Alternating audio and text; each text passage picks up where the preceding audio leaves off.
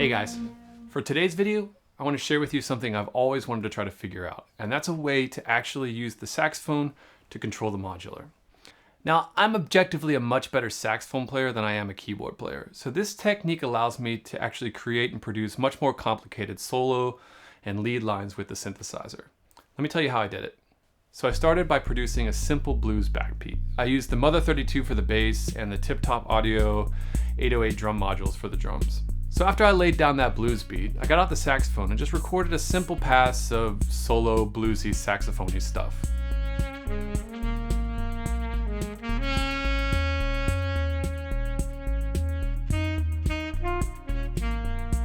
Now that I have the saxophone audio actually recorded into my DAW, and this is key, I used the Very Audio feature on my DAW, which is Nuendo.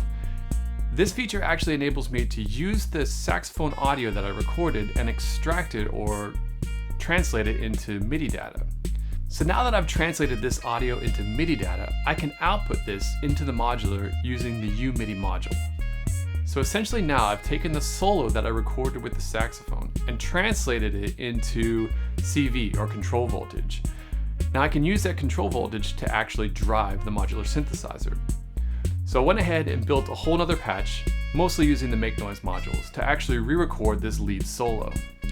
So after I finished up the patch, I did another pass recording the same solo that I recorded with the saxophone, but this time only using the sounds of the MakeNoise modular.